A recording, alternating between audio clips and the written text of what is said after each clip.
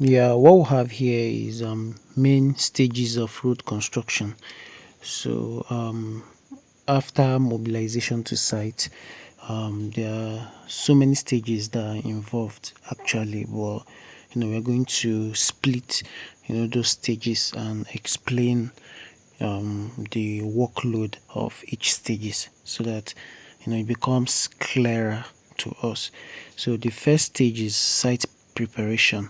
So for the site preparation, the first thing to do is to do your site clearance. Then you do your grubbing and setting out the road alignment. So you mobilize to site, you do the clearance, you know, whereby you do your cut and fill so that you make sure that the site is okay for the construction work. Then the second thing we have is earthworks. So and earthworks, what you majorly use for earthworks is your excavator, because you're going to be doing your compaction, your filling, then you're also going to make sure you use your roller. So, and for earthworks, we have our excavation, which is the first thing, because that is where you tend to make use of your excavator. Then we do filling, that is, when you do your cut to fill, right? Then if there is any borrow pit around, you can just make use of the borrow pit. Then we do compaction, to form the road formation level.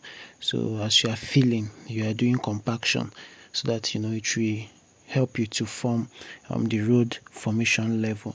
So afterwards, we move to subgrade. Your subgrade is the natural soil layer compacted to support the pavement layer, because you have different pavements coming on top of your subgrade. So you have to actually compact so that it will be able to carry the weight of the pavement layers coming on it. So for your subgrade, it's usually between 300 mm to 500 mm. That is the depth of your subgrade. So the next thing is your sub base. So, and for your sub base is granular layer placed above subgrade. So sub base is usually placed above subgrade, right, for the load distribution and drainage, and it's usually between 150 to 300 mm. So your sub base is usually between 150 millimeters to 300 millimeter. Then we have our base course, which is structural layer that carries the traffic load.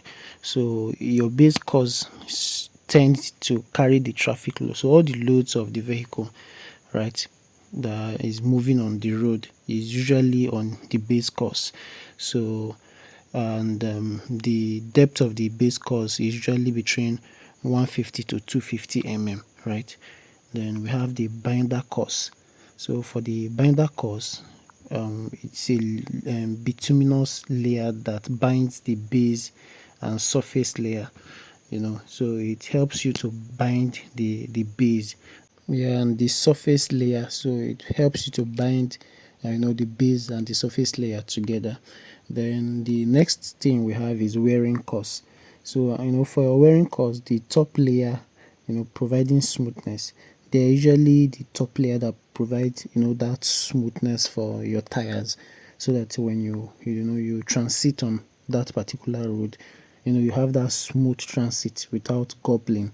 So wearing course is that top layer that provides smoothness, so, and skid resistance and weather protection.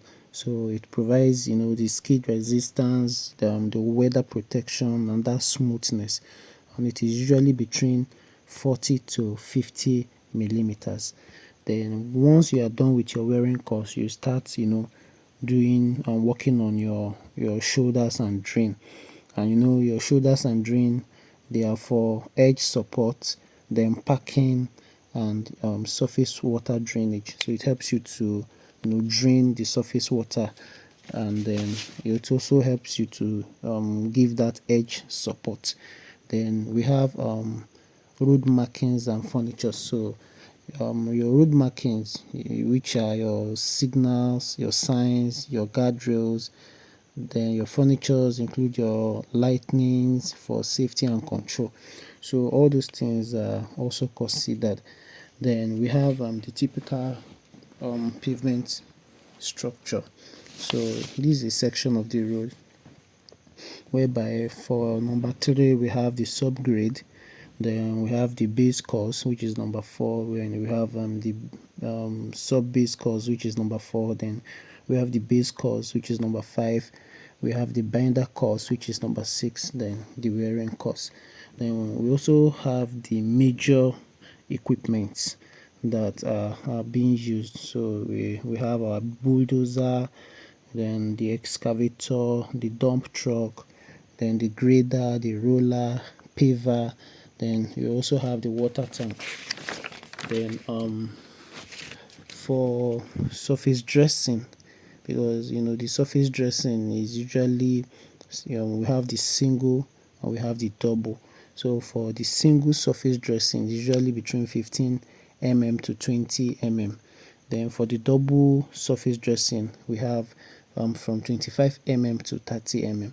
Then for rigid pavement, for the concrete slab, the thickness is usually 200 mm to 300 mm.